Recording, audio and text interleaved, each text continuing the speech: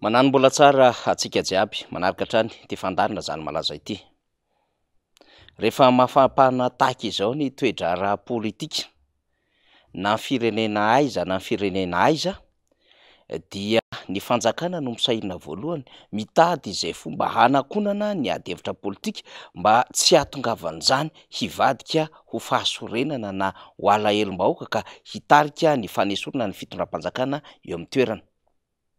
Ny ainana nandritra ny vanim-potoana samihafa izany ary saika fomba amam-panao amin'ny mpanao politika mahazo fanjakana ka malaza ao anatin'izany ady hevitra izany ny atao hoe diversion na fanodinan-dresaka. Malaza ao anatin'izany ny atao hoe pompier na famonoana afo ary malaza ao anatin'izany ny fanehoana makety amin'ny alalan'ireo asa maro samihafa na dia mbola tsy vita ary dia aranty ampirantiana hoeno ary ho hitan'ireo rehetra izay manara-baovao fa miasa amin'ny fitondram-panjakana. Dia hahenona karazan-javatra maro samihafa na amin'ny endriny tena izy na amin'ny endriny amboamboarina sinema no fomba hiresahana izany. Ny rehetra no afaka manapa-kevitra amin'izay fahafantarana fodi-pisainana fa vaovao marina io na vaovao diso araka ny fomba hizarana ny vaovao. Dia izy moa tsy nalala fa mafana ny toe-draharaha misy eto Madagasikara ankehitriny ny amin'ny hafitsiky ny delestazy, ny amin'ny hafitsiky ny solika, ny amin'ny fiakaran'ny vidim-piainana, ny amin'ny tsy fahatakarana ny resaka fitaterana, ny amin'ny tsy fahafahan'ny rehetra mampiditra mpianatra ankehitriny satria lafo ny saram-pianarana sy ny saram-pidirana ary ireo kojakoja ilaina amin'ny fampidirana mpianatra. Ary betsaka ny tsy anasa, betsaka ny fitokonana eto sy eroa amin'ny fitakiana karama. Mafana arak'izany ny endriky ny zava-misy ara-tsosialy izay andalovan'ny vahoaka malagasy. Sepotra manoloana izany fitondram-panjakana ary rehetra izay maneho hevitra dia samy manameloka amin'ny fomba fiasan'ny fitondram-panjakana ho tsy mitsino sy tsy miraharaha vahoaka. Ka anton-javatra tahak'izay ve no mahatonga ny vaovao izay niazakazaka tato ato ka nanomboka tamin'ny herinandro dia nambara fa champion amin'ny resaka industrialisation na famoronana orinasa amin'ny lafin'ny indostria izao fanjakana izao tamin'ny alalan'ny filohan'ny repoblika tany Vienne Autriche. Dia variana tany rehetra dia teraka tany ny ady hevitra tena misy ve zany orinasa any dia mivoaka ny antontanisa 700. Dia samy mikaroka ny rehetra hoe aiza daholo zany orinasa ny foronina izany satria raha misy izany dia ho tojo amin'ny alalan'ny indikateur izay tadiavin'ny mpahay fanadihadiana sy mpandinika ny fiarahamonina mikasika indrindra ny hoe fahabetsahan'ireo tany tsy fananan'asa, fahamaroan'ny mpivarotra amoron-dalana ary ny fivezivezena an-tanan-dehibe izay rakotr'olona amin'ny ora fiasana dia mampametra-panontaniana ny amin'ny hoe tena misy orinasa nitsangana izany ve mba hamendrika an'ilay filoham-pirenena ho tompon-daka anatin'ny famoronana indostria. Fa mbola niazakazahana tato ato ny fampisehoana ho hitan'ny rehetra amin'ny alalan'ireo asa sombin'asa izay vitan'izao fanjakana izao.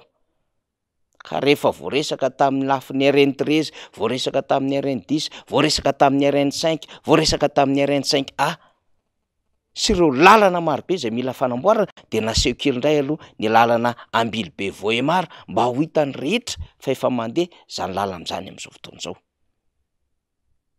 Iny no nadokadoka ho an'ny mpahay serasera atao amin'ny tambajotra sosialy mpanohana ny fitondrana fa tena miezaka sy miasa ilay fanjakana dia mba nisy an'izany asan'ny Ambilobe Vohemara izany naseho teo amin'ny tontolon'ny Ainao-Manjery.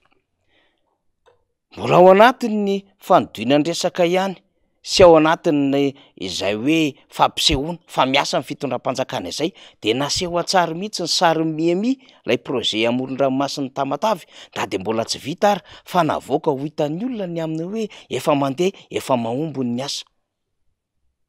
Ankoatr'izay ny lafiny samihafa izay fantatsika tsara fa novoizina teny amin'ny Ainao-Manjery mahakasika indrindra ilay tikehana bagazy izay nisy ny anarana sy ny entana ny entin'ny filoham-pirenena izay nivoaka tany ivelany rehefa monjy any Vienne.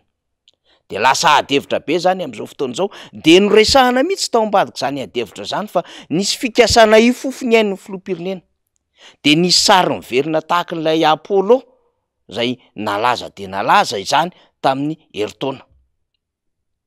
Saingy ny olona rehetra moa rehefa nandre izany de ny aminy hoe tena izy ve sa resabe zany rehetrarehetra zany, satria lasa tsy mahatoky intsony lay fomba fiasan'ny fanjakana amin'ny alalan'ny vaovao zay zarainy ny rehetra.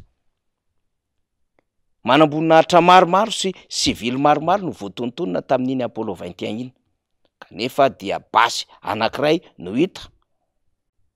Ary fifandraisana tamin'ny email zay nifanaovana zay voalaza fa nienjehana tamin'izany raharaha izany sy orinasam-bahiny iray. Hatreto tsisy tohany raharaha. Miverina indray ny adefitra amin'izao fotoana izao amin'ny alalana tikena bagazin'ny filoham-pirenena de mivoizina ny aminy hoe nisy fikasana mihitsy ary nisy vidéo efa tany amin'ny taona teteza mita tanoany no navoaka indray ary nanonona na anaran'olona zay anisany ireo mpanohitra ny fanjakana amin'izao fotoana izao. Voatonona moa fa mpamily eo anivona sapan-draharaha lehibe iray zay isolotena ny Madagasikara no naka an'izany sary izany. De verivery ihany rehetra manoloana ny zava-misy zay tokony hifantohana.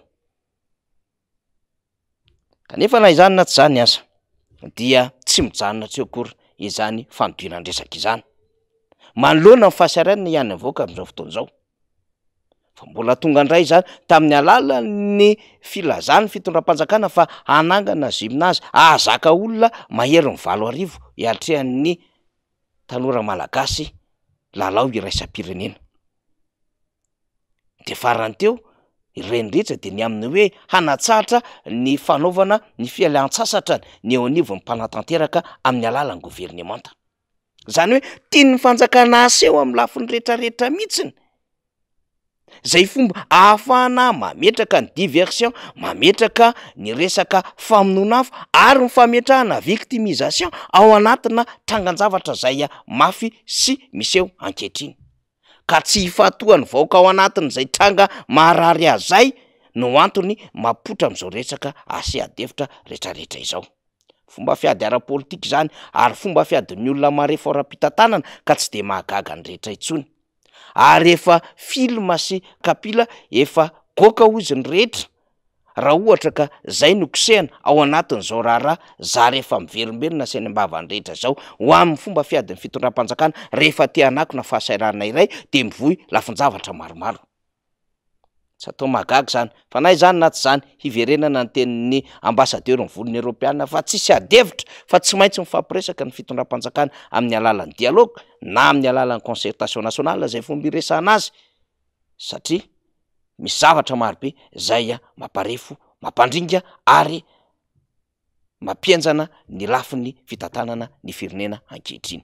Taratry ny krizy avokoa izany ka ny fanerena ny hidirina amin'izany fifampiresahana izany de ahafahana mamaha ny olan'ny krizy eto Madagasikara. Zany zava-misy, zany malaza, makasitraka tompolahy, makatelina tompovavy.